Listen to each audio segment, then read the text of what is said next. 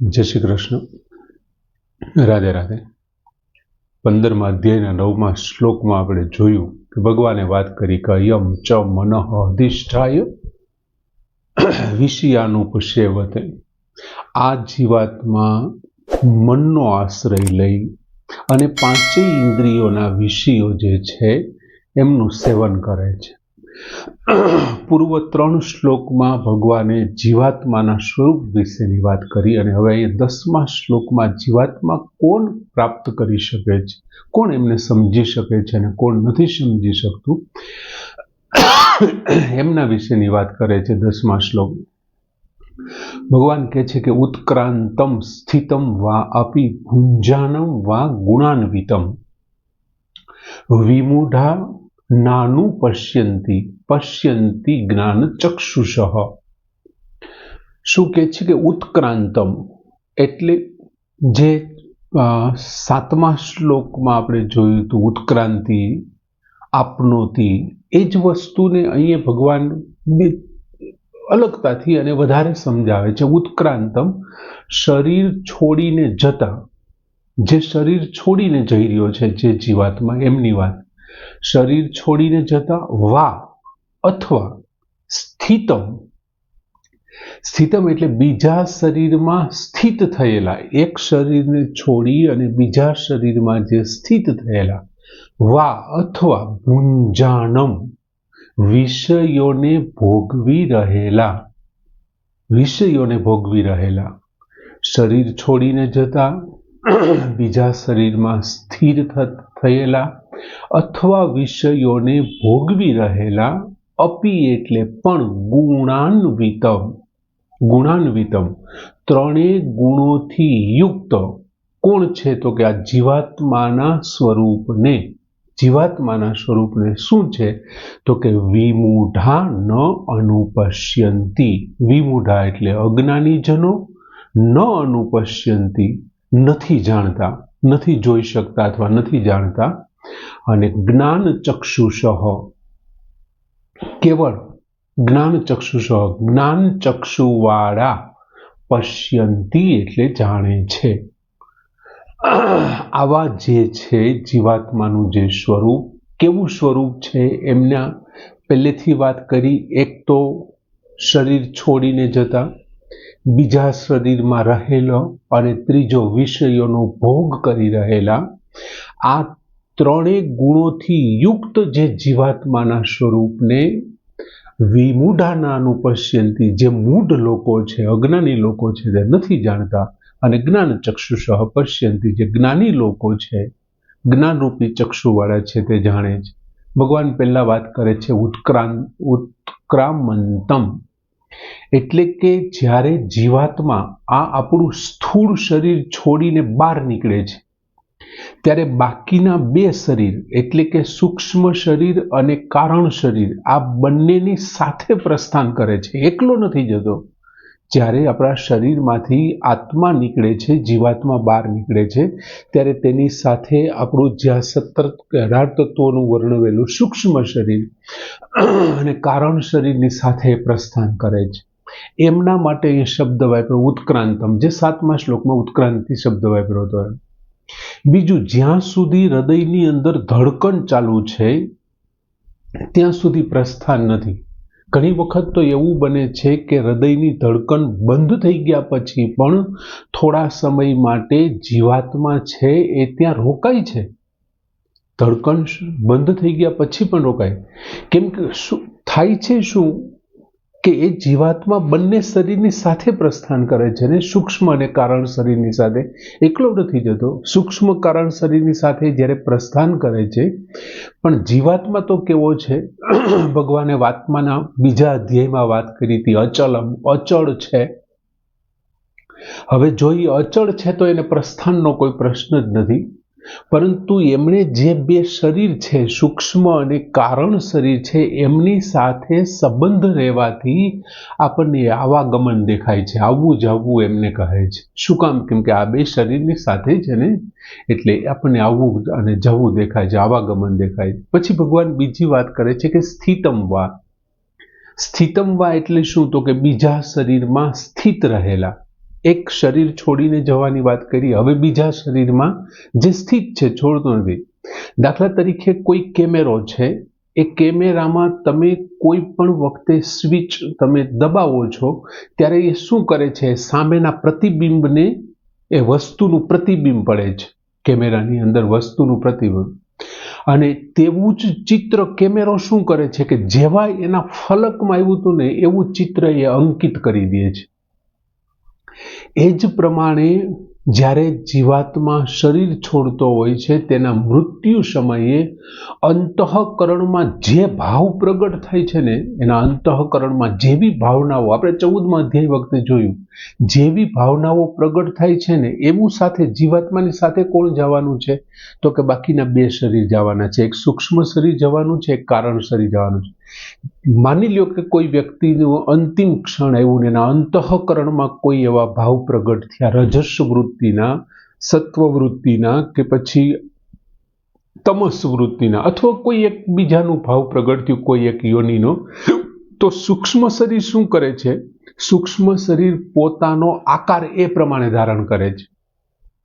સૂક્ષ્મ શરીર, આપણી અંદરનું જે સૂક્ષ્મ શરીર છે એમની અંદર આ જે મન, બુદ્ધિ, અહંકાર, ચિત્ત, મહત છે, ત્યાર પછી 5 તન્માત્રાઓ ને બધા છે, એ શું કરે છે સીધે સીધું, તો કે અંતિમ સમયે તમારા અંતઃકરણમાં જેવો ભાવ પેદા થયો ને એ જ સાથે સૂક્ષ્મ શરીર છે પોતાનો આકાર, એ ભાવ પ્રમાણેનો આકાર ધારણ કરી લે છે. હવે જેમ પેલા કેમેરામાં આપણે ફોટો પાડ્યો છે, એ ફોટામાંથી ચિત્ર બનાવવામાં જેમ થોડીક વાર લાગે છે ને, એની પ્રિન્ટ નીકળે, પછી ફોટો ધોવડાવવા દઈએ અને પછી ફોટો તૈયાર થાય છે, એમ આ સૂક્ષ્મ સ્થૂળ શરીરમાં સૂક્ષ્મ શરીરને સામેના શરીરનો આકાર ધારણ કરવા માટે, જેવો આકાર તો સૂક્ષ્મ શરીરે ધારણ કરી લીધો. માની લો કે કોઈ એક વ્યક્તિના અંતિમ સમયે કૂતરાનો અંતઃકરણમાં ભાવ થયો, જેમ ભરત મુનિને હરણનો ભાવ થયો હતો, તો ભરત મુનિના સૂક્ષ્મ શરીરે શું કર્યું કે હરણનું જે સૂક્ષ્મ શરીર હોય એવો આકાર ધારણ કરી લીધો. હવે જ્યાં સુધી હરણનું સ્થૂળ શરીર નહીં જડે ત્યાં સુધી તે આત્મા એમાં પ્રવેશ નથી કરી શકવાનો, સૂક્ષ્મ અને કારણ શરીર સાથે, જેમની અંદર આપણી કર્મોને બધા છે, લેખાજોખા લખેલા છે, એ સૂક્ષ્મ શરીર અને જેમની અંદર આપણો સ્વભાવ સમાયેલો છે. એટલે જેવું સ્થૂળ શરીર વાર લાગશે, વત્તા ઓછા પ્રમાણમાં જે કાંઈ વાર લાગે છે ત્યાં સુધી એમને ત્યાં હોય છે. ક્યાં હોય છે? જે જૂના શરીરમાં. ધડકન બંધ થઈ ગયા પછી પણ આત્મા જૂના શરીરમાં રહે છે. ક્યાં સુધી રહે છે? જ્યાં સુધી નવું શરીર, નવું સ્થૂળ શરીર પ્રાપ્ત નથી. અંતિમ ક્ષણે તમારો જે ભાવ છે એવું સૂક્ષ્મ શરીરે પોતાનો આકાર ધારણ કરી લીધો છે. હવે એમને ક્યાંક રાખવો તો ખરો ને, તો બીજું બોડી તો તૈયાર નથી, સ્થૂળ શરીર તૈયાર નથી, એમાં જે કંઈ થોડી ઘણી વાર લાગે છે ને ત્યાં સુધી કદાચ અહીંયા હશે. મારી સમજણ શક્તિ પ્રમાણે આમાં એવું કહેવા માંગે છે, હું એવું માનું છું. એમ તમારી સમજણ શક્તિ પ્રમાણે તમે જે કોઈ દાર્શનિકોને વાંચ્યા હોય, સમજ્યા હોય, સાંભળ્યા હોય, એ પણ સાચા હશે, બરોબર? મને એવું લાગે છે કે અહીં આવું કંઈક છે. પછી ત્રીજી વાત કીધી, અપી ભુંજાનામ, એટલે કે વિષયોને ભોગવતો, વિષયોને ભોગવી રહેલો. હવે વિષયોને ભોગવતો મનુષ્ય છે એ પોતાને અતિશય સાવધાન માને છે. એ શબ્દ, સ્પર્શ, રૂપ, રસ અને ગંધ બધા 5 વિષયોને જાણે છે. તે એમને બહુ સારી રીતે વર્ણવી શકે છે. એમના વત્તા ઓછા પ્રમાણમાં ગુણ દોષોને જાણે છે. એમનાથી ગેરફાયદાઓ અને ફાયદાઓને જાણે છે. પણ એ બધું જાણકારી છે એને કંઈ કામની નથી. તે ખરેખર મૂઢ છે કે આટલી ખાલી જાણકારી રાખે છે. એમને ખબર હોવી જોઈએ કે મૃત્યુ પછી જે નરક મળે છે અથવા તો ઊંચ નીચ જે કંઈ કોટીમાં યોનિમાં જન્મ લેવો પડે છે, 84 લાખ યોનિમાં, એ બધું કોને કારણે છે? તો કે આ વિષયોના ભોગને કારણે છે. બીજું, આપણા શાસ્ત્રો છે, આપણા દાર્શનિકો છે, આપણા તત્વચિંતકો છે, એમણે પરમાત્મા, જીવાત્મા અને સંસાર આ 3 બાબતે પુષ્કળ પ્રમાણમાં નોખા મત આપ્યા છે. શાસ્ત્રો પણ જુદો જુદો મત આપે છે, દાર્શનિકો જુદો જુદો મત આવે, પણ સંસારના સંબંધથી દુઃખ મળે છે અને પરમાત્માના સાથે સંબંધ જોડવાથી સુખ મળે છે. આમાં બધાનો એકમત છે, એમાં કોઈ જુદા નથી. બીજું, આપણે જાણીએ છીએ કે સંસાર છે એ સ્થિર નથી, ક્ષણભંગુર છે, પ્રત્યેક ક્ષણે બદલી રહ્યો છે.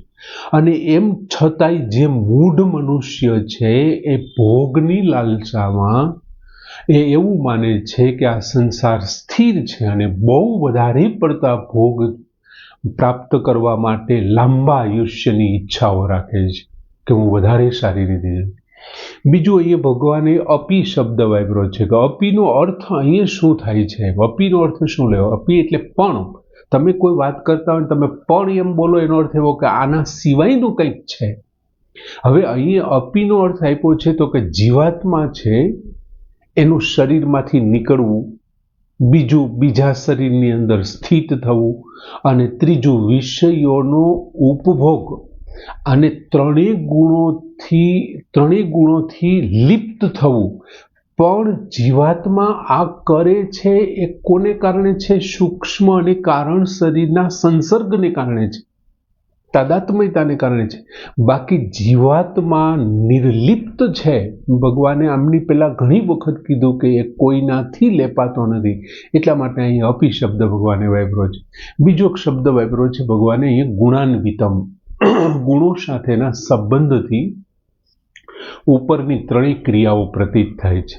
જો જીવાત્મા છે સત્વ, રજસ અને તમસ એ ત્રણેય ગુણોની સાથે સંબંધ ન રાખે તો આ કોઈ પ્રતીત જ ન થાય. ગુણોને લીધે જ આપણો વિવિધ યોનિઓમાં જન્મ થાય છે. એટલે શરીરને છોડવું, આ ઉપરાંત બીજા શરીરમાં સ્થિત થવું અને વિષયોનો ભોગ છે ગુણોને આધારે છે, ગુણોથી યુક્ત હોવાને કારણે.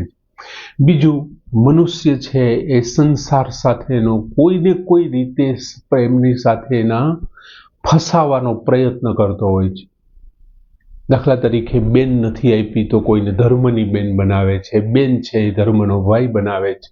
કોઈ વ્યક્તિને સંતાન નથી આપ્યું તો એ ગમે તેમ કરીને બીજી કોઈ એક જગ્યાએ અનાથાલયમાં જઈને કોઈ એક છોકરાને એડોપ્ટ કરશે અને પોતાને ખોળે બેસાડશે અને પોતાનું સંતાન બનાવશે અને અંતે એમનાથી એ દુઃખને પ્રાપ્ત કરશે. એટલે આમ કોઈને કોઈ રીતે જીવાત્મા શું કરે છે? પ્રયત્ન કરી રહ્યો છે. આવા વગેરે બધા પેલા સુખ માટે પ્રયત્ન કરે છે પણ એ દુઃખમાં પરિણમે છે. બીજું, ભગવાને વાત કર્યું કે વિમૂઢાનો અનુપશ્યંતિ, જે વિમૂઢ લોકો છે, મૂર્ખ લોકો છે, વિવિધ કાર્યો કરવા છતાં આપણે તે જ છીએ, આપણામાં કોઈ ફેરફાર નથી થતો. હું સવારે બ્રશ કરવું, નાહવું, જમવું, નોકરીએ જવું, આ તે બધું આખા દિનચર્યામાં જે કંઈ કરીએ છીએ પણ આપણે તો ઈનાઈ છીએ. તો પછી પરિવર્તન શેનામાં આવ્યું? તો કે કાર્યમાં આવ્યું. કાર્યમાં પરિવર્તન છે, જો કારણમાં પરિવર્તન નથી, ક્રિયામાં છે. એમ આ જ રીતે સ્વયંમાં કોઈ પરિવર્તન નથી થતું, માત્ર શરીરમાં પરિવર્તન છે, ગુણોમાં પરિવર્તન છે, સ્વયં છે એમનો એમ છે, સ્વયંમાં કોઈ પરિવર્તન નથી. પણ મૂળ લોકો શું કરે છે? ઉપરની ક્રિયાઓને આત્મા સાથે જોડી દે છે ને એને આત્માનું પરિવર્તન સમજી બેસે છે. જે આવા લોકો છે ને એમને એમના દર્શન નથી થતા, એ સમજી નથી શકતા એવું કહે છે. તો પછી કોણ સમજી શકે છે? ભગવાન કહે છે કે જ્ઞાન ચક્ષુષ પશ્યતિ, જેમની પાસે જ્ઞાનરૂપી ચક્ષુ છે, આ જે કાંઈ દ્રશ્યમાન છે, આખી સૃષ્ટિ જે કાંઈ દેખાઈ રહી છે તે નિરંતર કેમાં જઈ રહી છે? કઈ તરફ જઈ રહી છે? તો કે અદર્શન તરફ જઈ રહી છે. જે આ સૃષ્ટિ છે, દ્રશ્યમાન સૃષ્ટિ, તે અદર્શન તરફ જઈ રહી છે. અને આવું જે જોવે છે ને એ જ્ઞાનરૂપી મનુષ્ય છે અને એમને છે એમનો સાક્ષાત્કાર થાય છે. જ્ઞાનીઓનું શરીર તો છૂટે છે, જ્ઞાનીઓનું શરીર નથી છૂટતું, એમને એનું શરીર છૂટે છે, પણ એમનું શરીર છૂટ્યા પછી એને બીજું પ્રાપ્ત થવું કે પછી રાગ બુદ્ધિથી વિવિધ પ્રકારના વિષયોનું સેવન કરવું, એવું એનામાં કંઈ નથી થતું. આવું જે ન થવું અથવા આ પ્રમાણેનું થવું એ જ્ઞાનરૂપી ચક્ષુઓ છે અને એમનાથી એ પરમાત્માને જોઈ શકે અથવા જીવાત્માના દર્શન કરી શકે. સરસ મજાનો શ્લોક છે. 7મા શ્લોક સાથે આ શ્લોકને જોડી શકાય કે ઉત્ક્રામંતમ સ્થિતમ વાપી ભુંજાનમ વા ગુણાન્વિતમ વિમૂઢાનાનો પશ્યંતિ જ્ઞાન ચક્ષુષ. પૂર્ણ કરીએ. જય શ્રી કૃષ્ણ.